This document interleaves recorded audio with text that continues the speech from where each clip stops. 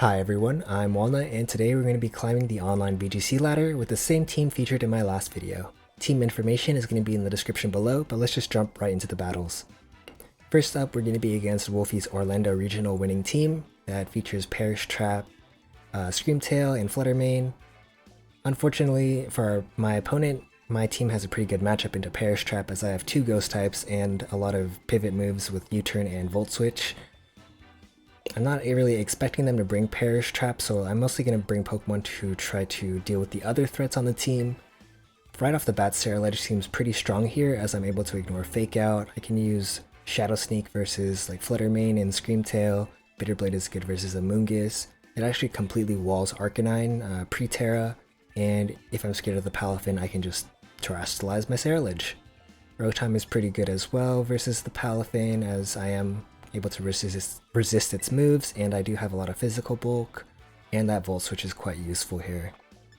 Scizor is able to U-turn into their team and isn't weak to special moves. I'm a little bit scared of that Fluttermane special moves here. And the only thing that really threatens Scizor is maybe like the Arcanine. Dragapult's Fast Will-O-Wisp could be good versus the Palafin if I want to make that a little bit weaker. And Iron Valiant is another consideration here, as it's really fast and could KO the Amoonguss with psychic moves. It could also survive the Jet Punch from the Palafin, so pretty safe to bring Iron Valiant as well. Didn't really want to bring Screamtail here, as if they did happen to go for the Perish route, then Screamtail is kind of susceptible to that trap. It's just gonna faint and it's not gonna be able to deal enough damage or threaten things. But our opponent is going to be leading Gothitelle and Arcanine here, so it's very nice for my Scarlet lead, as the Arcanine only has Fire and normal moves. Gothitelle has Fake Out, Psychic, Protect, Heal Pulse, so it's not threatening the Scarlet at all. I feel pretty safe just going for a Bitterblade into Gothitelle here, and a Hydro Pump into the Arcanine, though I am expecting a Fake Out into my Rotom.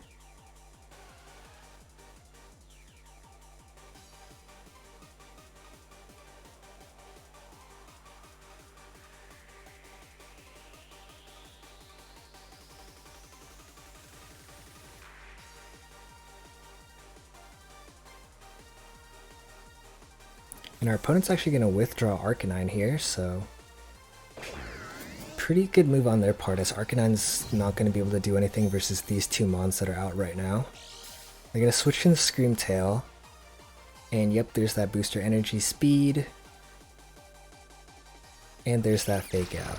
So Rotom's not going to be able to move here, but we're just going to be able to get a free Bitterblade off into Gothitelle, deal almost half its HP in damage, and it felt like a pretty safe turn 1 there. But for turn 2, neither of the opponents are a threat right now. Like, Play Rough isn't going to be dealing too much damage. The Disable could be annoying versus my Scarlet, so I'm actually going to be looking to Shadow Sneak here. That way the Bitterblade won't get disabled, and I can continue using that versus the rest of the team in case they decide to bring in Amoonguss. The Goth could switch into Arcanine, or they could switch out, bring in another Mon.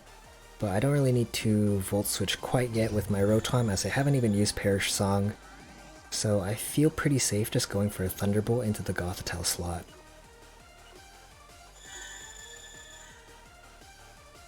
They're going to actually protect on the Gothitelle, which is fine by me. Shadow Sneak is going to go off into the Screamtail, deal a decent chunk of damage, and there's the Perish Song, so I'm pretty happy that they went for that, honestly, as it's a little bit worthless versus my team since I do have the ghost types I can just freely switch out, and I do have that Volt Switch. So Perish starts to tick down. We can see the speed order of the Pokemon in play here. And now I can just go for a Bitterblade for free. Since if they do go for the disable this turn, it will be disabling the Shadow Sneak still, since it was my most recent move, and Bitterblade is going to be slower than the Screamtail here. I'm still not in danger at all, but the Gothitelle is probably the more annoying one of the two on the field here, since I think Fake Out and Heal Pulse would just be a little bit annoying versus my team, whereas the Perish Song, Play Rough, Disable isn't too threatening versus me. especially since I used Thunderbolt last turn, so I should be able to just use Volt Switch this turn. So they're going to switch out Gothitelle for Amoonguss, so good thing I still have my Bitter Blade here. Yep, there's the disable from the Screamtail. And I'm sorry, Among Us, but that's going to be a lot of damage on you. Volt Switch is also going to go into Amoonguss here. Unfortunately, it doesn't do very much damage, and it survives on a Sliver. Of the two Mons in the back, the Dragapult and the Scizor, I think either Mon would have been okay to send out here, but I was probably looking to bring in Scizor, as that way I could bait the Arcanine back in, and you'll see why I want to do that for my next turn here.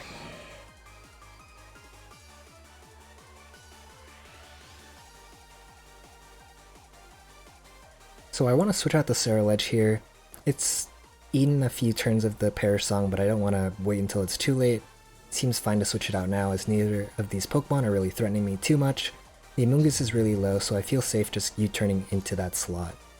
If they switch to Arcanine this turn, it would be a little bit scary for the Scizor the next turn if they decided to protect Amoonguss and switch Screamtail out for Arcanine, but I felt like this play felt pretty safe for the most part, just U-turning into the Amoonguss.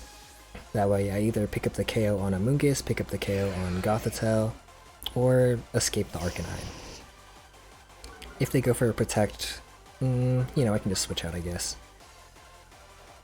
Yeah, they're actually going to be protecting on the Screamtail instead, which is a little unusual to me, but it's whatever. I'm going to U-turn into the Arcanine, deal a little bit of damage. And we're going to be bringing out the duo that just walls Arcanine again. That's why I kind of wanted to bait it out. I felt like if I was able to bait it out, I could just switch in Rotom in on the Ceruledge slot and then U-turn into Ceruledge. And that way I'd be in a pretty powerful position. Like the Arcanine can't really do anything versus my Mons here, and Screamtail has one turn of Perish left. So I'm just going to be attacking into the Screamtail slot with Bitter Blade, as it would do pretty good into the Amoonguss or the Gothitelle in the back, or just it lets me heal off the Screamtail, in which case it's going to faint this turn because of the Perish Song, and I can just Hydro Pump into the Arcanine. Even if it Terra Watered this turn, like, it's not going to be doing any damage to me, so I'm not scared. They are going to be switching out the Screamtail here, and bringing in the Gothitelle.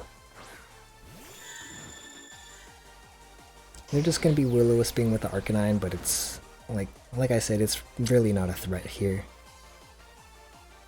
I think they really should have considered bringing Fluttermane or Palafin in the back. But yeah, we're going to get that free Bitter Blade off into the Gothitelle. It's going to pop their Citrus Berry and heal them a little bit as well. The Hydro Pump is enough to knock out the Arcanine, which is really good for me because Arcanine is probably the only Mon on their team that could actually deal damage, especially to my Scizor. But now that it's gone, my Scizor feels really safe here as well.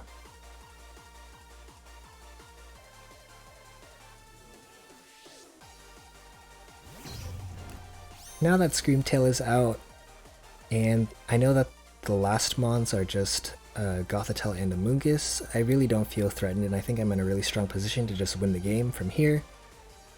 They don't really have any attacks that could knock out Ceruledge at all. Like, you have Play Rough and Psychic, I guess, but neither of those are going to be dealing too much damage. Amoonguss' only attacking move is that Pollen Puff. So yeah, I feel extremely, extremely safe in this position. As long as I'm able to target down that Gothitelle, make sure I don't get Psychicked at all, I should just be guaranteed to win the game. They're going to be going for the Fake Out here. I'm going to Shadow Sneak again, just in case they do go for the Disable. Unfortunately, the Shadow Sneak is not enough to knock out the Gothitelle, but since I did go for the Shadow Sneak, I was able to get damage in and not get my Bitter Blade disabled.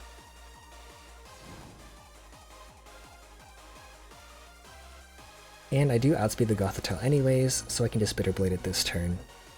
This also covers for a potential Amoonguss switch, and if they Protect, I'm not worried at all, as it's the Protect on their side is not going to let them get any progress on my team. So yeah, like, look at this Play Rough. It does almost no damage versus Ceruledge, while this Bitter Blade is going to be able to finish off the Amoonguss and heal me up. I went for the Will-O-Wisp on the Screamtail as I didn't think I'd be doing too much damage into it with the Rotom, so I thought the passive damage with the Will-O-Wisp would be a little bit more valuable.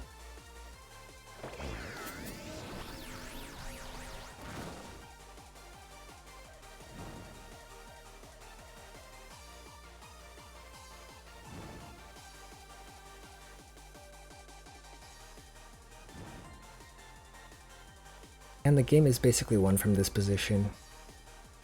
There's nothing that my opponent could do that would be able to knock out my Pokemon. I could also just Terra Ghost here on my Rotom if I really wanted to ignore the Fake Out, and just maybe go for the Screamtail KO or, I don't know, some other option. But yeah, my opponent doesn't have anything left to deal with my team, so that's going to be game. I think I played decently well versus this team. I think I could have considered the Scizor though.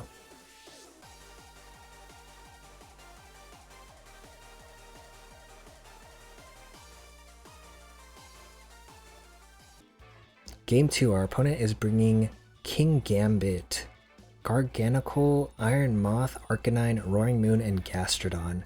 So Dragapult seems okay in the lead to burn things, but unfortunately Booster Energy Speed Roaring Moon is going to be faster than Dragapult.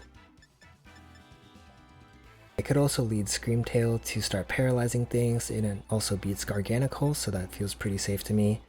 Instead of leading the Dragapult, I thought I would just lead Iron Valiant instead, since Iron Valiant is able to protect and able to threaten a good amount of the Mons on the other team. I can Moonblast the Roaring Moon, I can Psychic the Iron Moth, I can Aura Sphere the King Gambit, and Aura Sphere or Psychic the Garganacl. Just a lot of options all around. I felt pretty safe bringing that. Scarlet is able to wall the fire types here, and the Terra Grass would allow me to hit Gastrodon super effectively.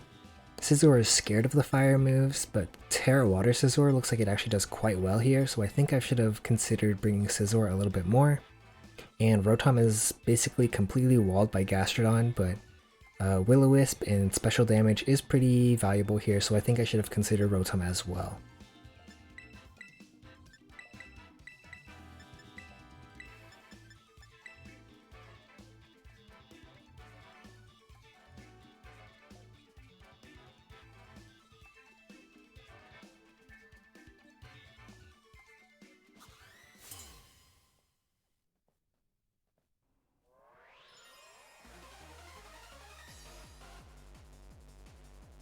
And our opponent's actually going to be bringing the Arcanine and the Roaring Moon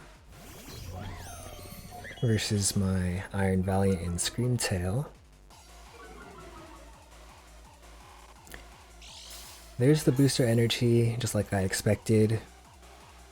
But what I didn't expect was the attack boost on the Roaring Moon. So since I have the booster energy speed on my Iron Valiant, I should be able to outspeed the Roaring Moon. Unfortunately, if they do go for a Terra Flying Acrobatics, I won't be able to knock them out, and they will definitely be able to KO me since they have the booster energy with the attack boost. So here I'm looking to probably just protect and Thunder Wave anyways. If they go for the Acrobatics, the attack's basically just wasted, and the Thunder Wave is pretty valuable in just slowing their team down and just disrupting them.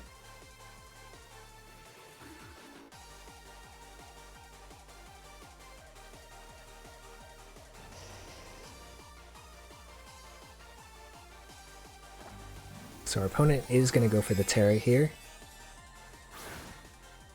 I'm expecting Terra Flying, but it also could be something like Terra Steel.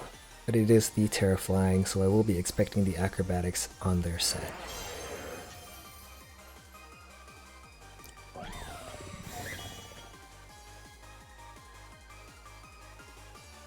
Unfortunately, I did not expect this Tailwind here. I probably should have considered the Tailwind when I was choosing my moves. The Arcanine goes for the Will-O-Wisp. It's not going to do anything to my protected Iron Valiant. And our Thunder Wave goes into the Arcanine. So to play around the Tailwind, I probably should have just went for a Thunder Wave into the Roaring Moon slot. I also could have just went for a Moonblast into that slot as well. Just doubling into the Roaring Moon here wouldn't have been too bad. Then again, they could have also just protected on the Roaring Moon, which would have been a really bad turn for me in that case. So here what I'm looking to do, now that Roaring Moon is faster, I want to slow it down a bit. So I'm thinking of Thunder Waving with Screamtail into the Roaring Moon and just switching into the Dragapult here. Dragapult has a chance to survive the hit since it does have that Focus Sash, but Iron Valiant is definitely going to get knocked out by an Acrobatics here if it stays in.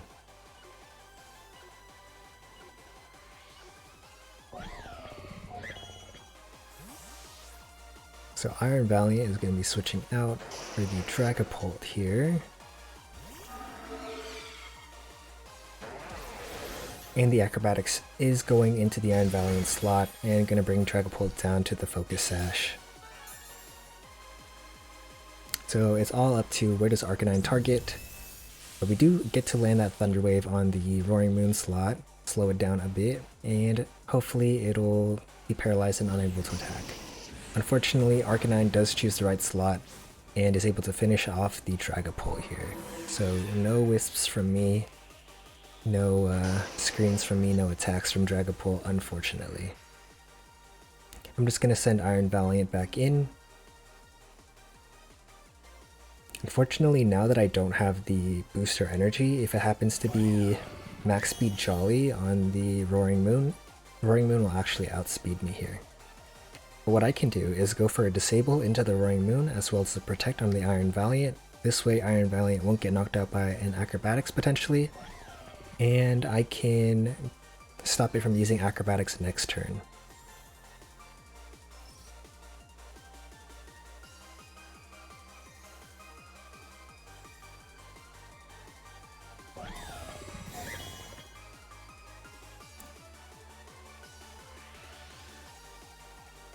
Yeah, Roaring Moon tries to go for the Acrobatics, but luckily we did protect this turn.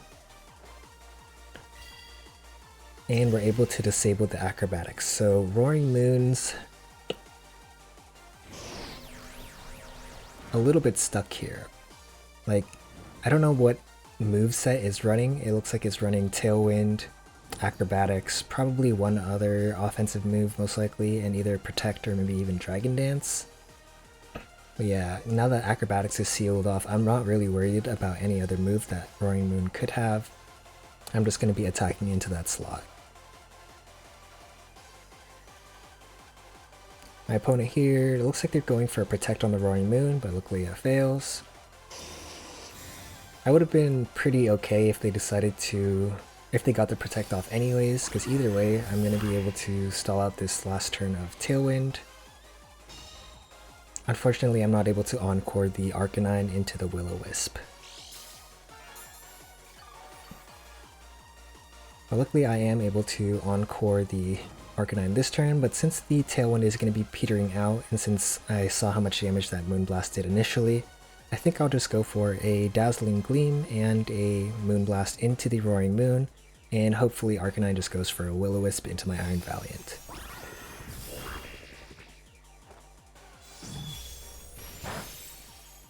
So Dazzling Gleam and Moonblast are able to finish off the Roaring Moon. I don't have to worry about Roaring Moon or its Acrobatics any longer. Unfortunately, Arcanine goes for Snarl here, so pretty good call on my opponent's side. Able to drop my special attack a little bit. I kind of wish I dazzled the previous turn, and then that way I'd be able to Encore this turn, and I wouldn't have my special attack dropped. Unfortunately, I can't really see into the future, so this is all just hindsight.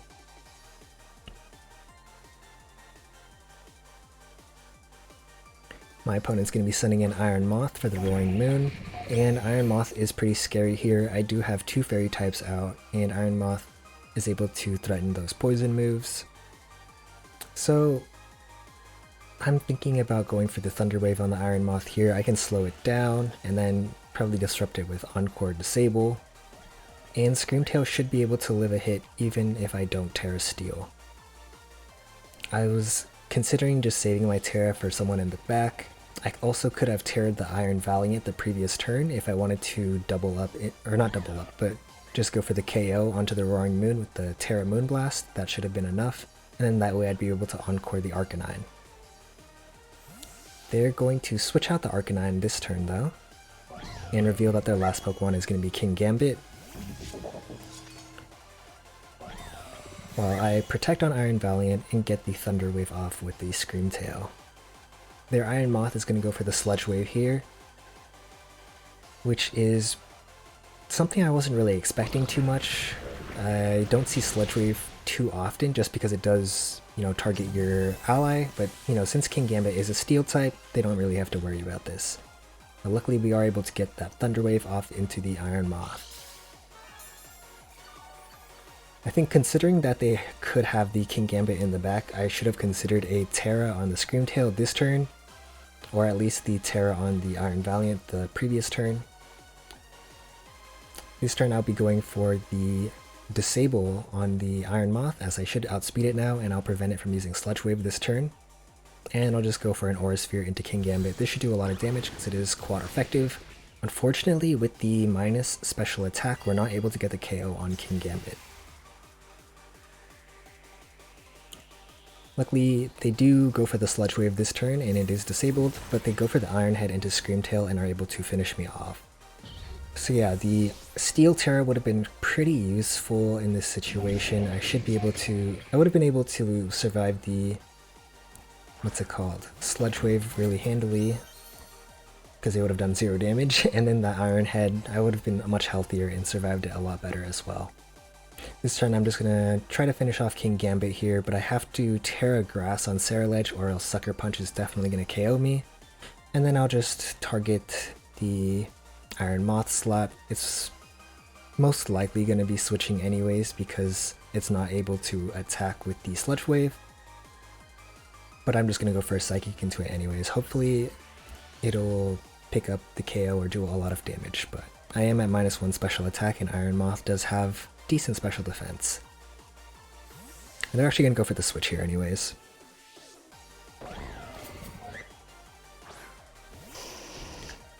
They're going to be switching into Arcanine. The Intimidate's not really going to do anything versus my team, but I'm not really going to be doing too much versus their Arcanine either. This Psychic is not going to be doing too much damage. So Terra Grass on Scarlet just to survive this upcoming Sucker Punch, because that's most likely what's going to be happening here. Yep, and it does so much damage. Psychic doesn't even do like a quarter HP on the Arcanine, but Bitterblade's able to finish off the Kingambit. So from here I kind of have to hope that I'm able to live some of the Sludge Wave that is going to be coming out from the Iron Moth next turn. And, Scarlet and...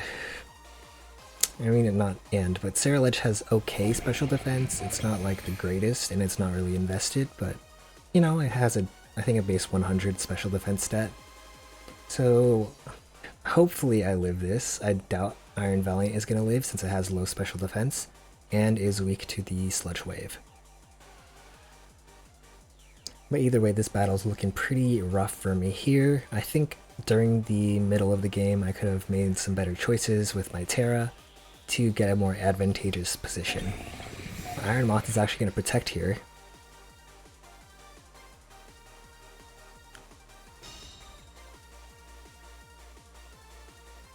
And I did target both my attacks into the Iron Moth slot. I was kind of hoping it didn't have protect, but either way it's going to be doing a lot of damage here. Okay, here comes the Flare Blitz into my Iron Valiant. Does over half, but I don't think the Flare Blitz really mattered here.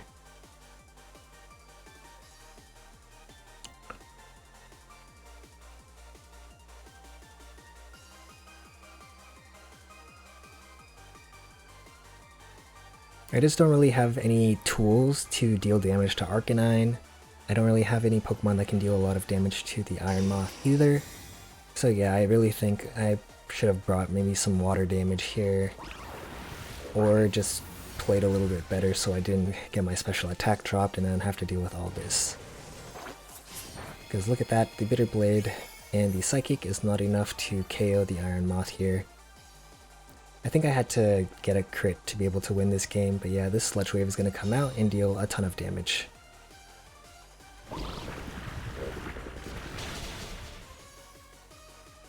Yeah, and if it did that much to Scarlet, I'm like nearly certain it would have KO'd my Iron Valiant from full, so that's why I said the Flare Blitz really didn't matter. Yeah, good game to our opponent. A lot of mistakes in this battle, but you know, it's an opportunity to learn about what I could have done differently. Game 3, we're against a Sableye, Garchomp, Scizor, Sylveon, Murkrow, and Gardevoir. So Murkrow in the lead is a little bit scary because it could outspeed my Dragapult with Tailwind. But luckily I do have the Focus Sash, so if they go for an attack with the Tailwind combo, I will definitely be living it. The light screen also seems pretty good here versus Sylveon and Gardevoir. So does a potential burn versus Scizor or Garchomp, so lead Dragapult seems quite good. Scream Tail is able to spread paras, but it's not able to paralyze the Garchomp, so I kind of need something fast or strong enough to deal with Garchomp. Rotom seems pretty good here into Garchomp since it has the Levitate to ignore the Earthquake, and it does have pretty good physical bulk. It also has Will-O-Wisp as an option if I'm not able to get it off with the Dragapult. And if I do Encore the Garchomp into the Earthquake, then I don't have to worry about Rotom taking like any damage at all. Scizor is good versus Sylveon and Gardevoir since they're fairy types, and the Terra Water could be good versus a Terra Ground Garchomp. And Scizor also doesn't really take too much damage from their Scizor. Sableye is a little bit of a problem because the Prankster Will-O-Wisp and Screens are just really annoying to deal with, but with lead Dragapult I think it should be okay. I'll be able to ignore Fake Out, and Sableye isn't too threatening damage-wise. I didn't really want to bring Iron Valley in here because a lot of their team could have decent special defense, especially the Gardevoir and the Sylveon.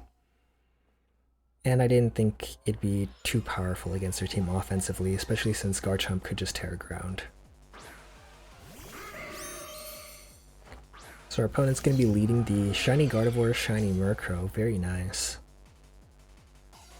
And right off the bat, I think Scizor is a pretty free switch. I'm expecting probably like a Tailwind Fairy move, but Scizor with the Assault Vest should be able to eat it super handily. And since Gardevoir didn't reveal the Trace ability, and they have a Garchomp on the team, I'm mostly expecting the Gardevoir to be running Telepathy. So I think a Tailwind, or not a Tailwind, a Thunder Wave into the Gardevoir slot seems pretty free here.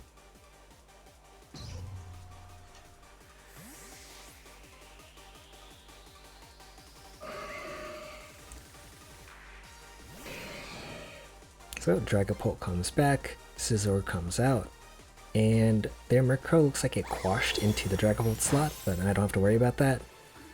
And Dazzling Gleam does very little damage, so maybe they went for a quash instead of a Tailwind this turn, just so they could maybe offset their Tailwind by another turn and get it up later. But we do get to paralyze the Gardevoir here, which is pretty nice. But it doesn't matter too much since I will be going for a Bullet Punch into that slot anyways. I am a little bit scared if the Gardevoir decides to go for like a defensive Terra, if it happened to be like Terra Water or something. That'd be pretty bad, and if it had Mystical Fire, that would deal a good amount of damage to my Scizor. Terra Water would also be okay if they had like a Terra Fire Sylveon in the back, which would deal a lot of damage to me. I'm also just going to throw a Thunder Wave onto Murkrow. Scream Tail's not threatening too much here, but neither is Murkrow, so I can just go for a Thunder Wave into that, make it a little bit less reliable, going for those like prankster moves like Quash and stuff. But I think the Murkrow could have just taunted me off the bat, and that would have made the Scream Tail a little bit more difficult to use in this situation. But I'm a-okay with them ignoring the Scream Tail for now. So their Murkrow sets up the Tailwind for their team, but it doesn't matter because I just punched the Gardevoir and it dies in one hit. So goodbye Gardevoir. Scream Tail's gonna go for a Thunder Wave. I also could have gone for a Dazzling Gleam. That would have done a good amount of damage to the Dark-type Murkrow. Probably would have been a 2-hit KO is my guess, if it's like a single target Dazzling Gleam. But I'm okay with leaving the Murkrow on the field because it's really not threatening my team too much.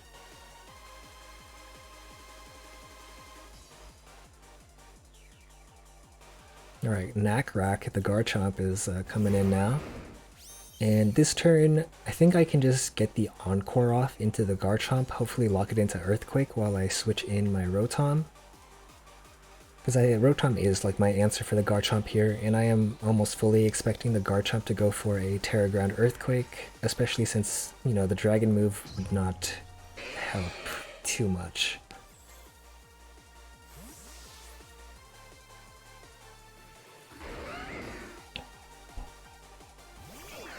Well, here comes Rotom. And there goes the Terra on their side. I was a little bit scared of the Murkrow potentially going for a foul play into my Scizor. I think it would do a decent amount of damage since I have a decent amount of attack stat. But they actually just go for a taunt on my Screamtail, so there's going to be no Encore on the Garchomp this turn. But they do go for the Earthquake, so kind of exactly what I was expecting. Screamtail should be able to take this hit pretty well. It's got a lot of bulk. Yep, that's about half to the Screamtail. So another Earthquake might knock me out.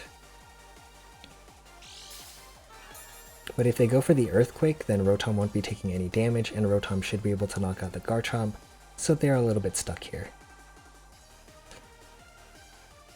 I could switch in this position, but I didn't really feel like I had the need to. I think Screamtail's already done an excellent job this battle. So I'll just go for a Dazzling Gleam. And a Hydro Pump into the Garchomp.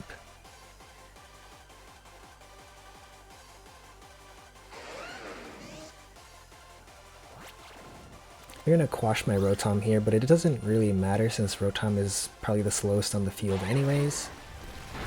And they're actually going to go for a Rock Slide with their Garchomp, which is a pretty good play since they don't really have any other options, so they have to go for the flinches. There goes the Dazzling Gleam, and it's actually a crit on the Murkrow, which is very nice to me. Hydro Pump is going to knock out the Garchomp here, and my opponent only has 2 Pokemon left, one of them being Murkrow. The Murkrow didn't, I guess, provide too much value here. It was kind of taking up a slot on the field. Like, so far it's gone for Quash, which did nothing, Tailwind, which didn't do anything, and Taunt, which actually did something. But yeah, I basically got 1 Taunt off in 3 turns, and it's not really threatening any damage either. So their last Pokemon is going to be a Scizor, but I have a Rotom washout. Like, Screamtail is maybe scared of a Scizor, but the rest of my team isn't. So I can just throw Will-O-Wisps off into the Scizor slot with Rotom or Dragapult, and the Murkrow can just sit there and watch. Bullet Punch is going to take out Screamtail. Bye bye Screamtail. Thank you for giving one of the mons in the back a free switch. They don't get to move because they're paralyzed, but I don't think it really matters what they do here. Unfortunately, Will-O-Wisp is avoided by the Scizor. I guess the Murkrow could taunt my Rotom.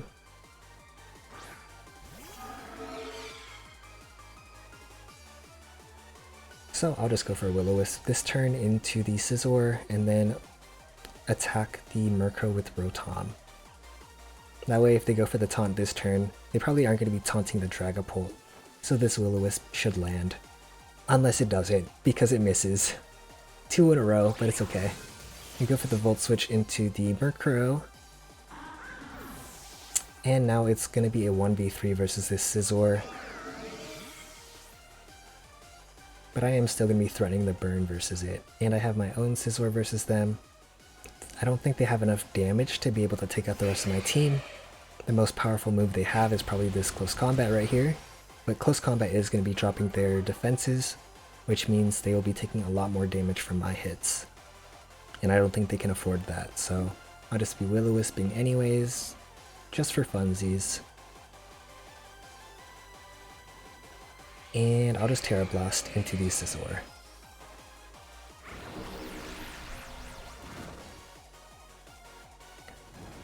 Will-O-Wisp does find its mark this time, even though it doesn't matter too much at this point, and we do get to land a Terra Blast into the Scizor.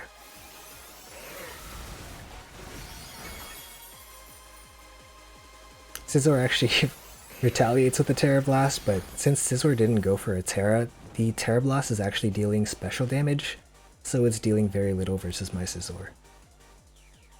Now that Scizor is the only Pokemon left on my opponent's team, this battle is basically wrapped up. So if you made it this far in the video, thank you so much for watching. I really appreciate you taking the time out of your day to watch a video I made. If there's any Pokemon you'd like to see in my next video, leave a comment down below, and I'll take a look. Hopefully I'll be able to build a team around it. And until then, bye bye!